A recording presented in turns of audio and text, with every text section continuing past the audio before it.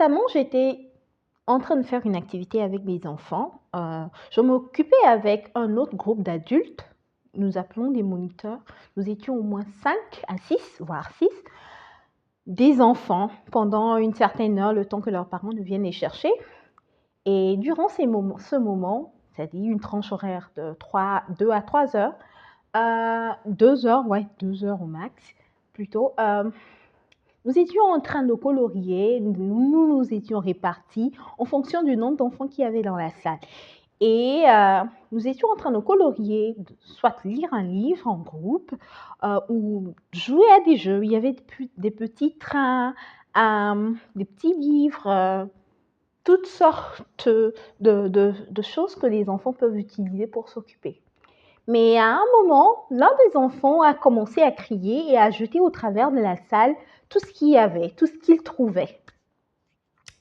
Et ce que nous avons fait, c'est que nous avons mis cet enfant de côté et nous avons commencé à lui poser des questions, ce qui se passait, quel problème il avait, est-ce qu'il avait faim, est-ce qu'il voulait boire de l'eau, est-ce qu'il avait besoin de voir ses parents ou s'ils avaient un quelconque problème, ils voulaient aller aux toilettes peut-être, etc. Et après avoir fait le tour des questions, on s'est rendu compte que l'enfant avait un besoin d'attention. Parce qu'à un moment, à un instant T, c'était moi qui étais avec elle, c'est une fille, je ne la regardais plus, je regardais 2 autres enfants qui étaient à côté, je leur montrais un petit truc et elle a commencé à crier. Et c'était pas ma première fois avec cet enfant.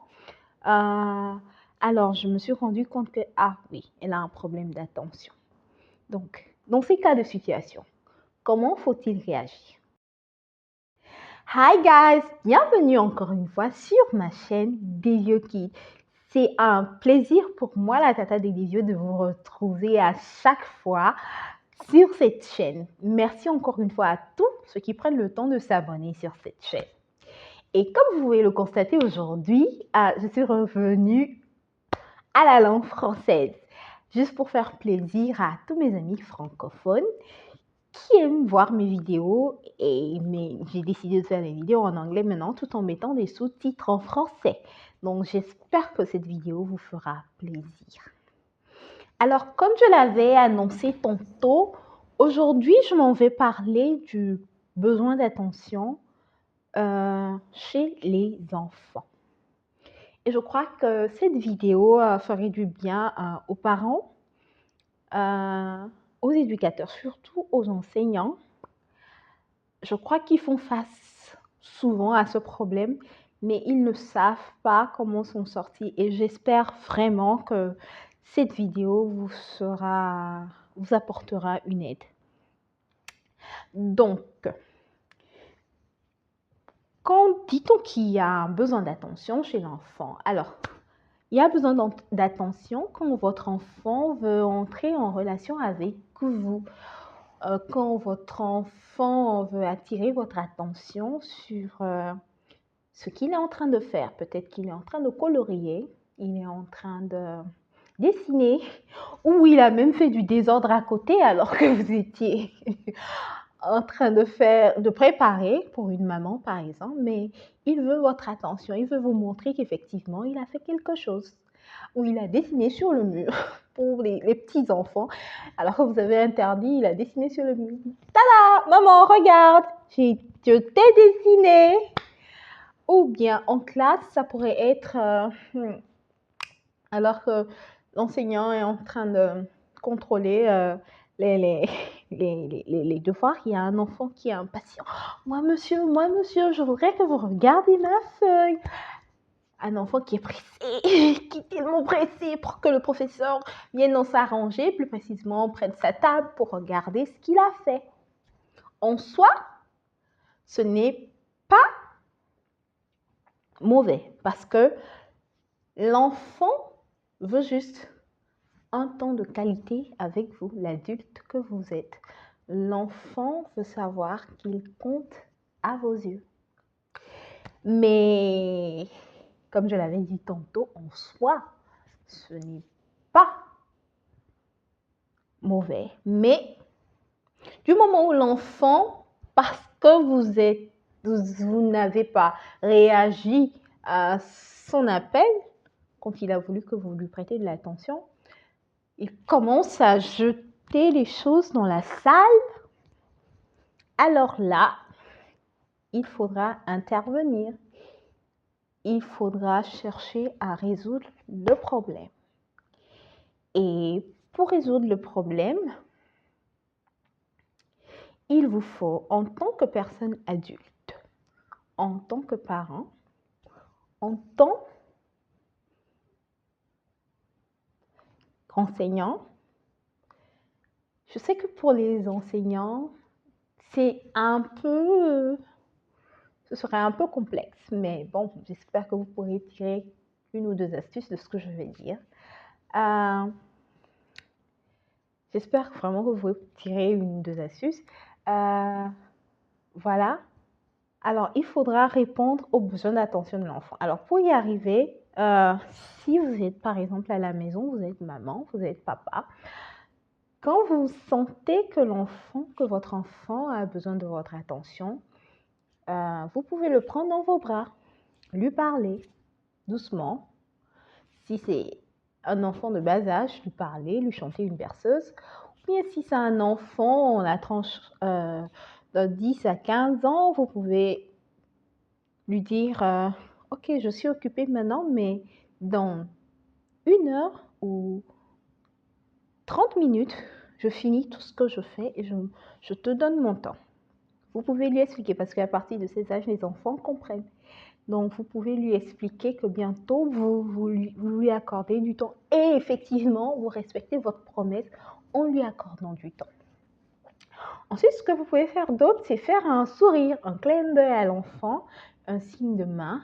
Ou bien, si c'est par exemple l'enfant vous amène un dessin, vous réagissez, vous applaudissez pour lui montrer que vous avez apprécié ce qu'il a fait. Ou encore, ce que vous pouvez faire, c'est que vous montrez à l'enfant, quand il s'approche de vous, vous lui souriez, ou vous exprimez à cet enfant votre plaisir de le voir, le plaisir d'être en sa présence. Vous lui donnez de l'importance. Ou si vous n'arrivez pas à faire toutes ces choses, ce que vous pouvez faire, c'est 1 fois par semaine, créer du temps pour cet enfant et parler avec cet enfant. Il peut être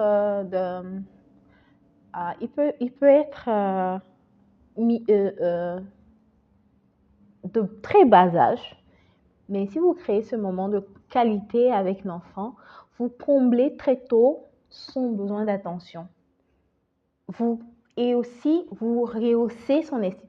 Vous construisez son estime, mais aussi vous le rehaussez. Vous lui permettez d'avoir confiance en lui-même. Confiance en lui-même. Maintenant, dans la mesure où l'enfant quémande sans cesse de l'attention, d'abord, il faut savoir que ça peut être dû à beaucoup de choses.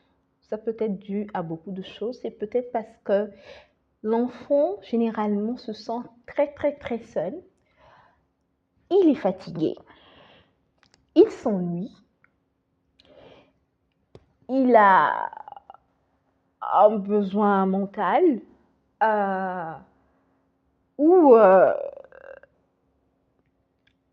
il a le ADHD, TADH, je crois, un trouble de l'attention, et il veut vraiment votre attention. Et dans la mesure où l'enfant attire votre attention dans ces temps, ce qu'il faudrait faire, c'est que vous pouvez lui expliquer, quand l'enfant commence à jeter dans une salle, c'est-à-dire vous êtes dans une salle, l'enfant commence à jeter partout ses jouets.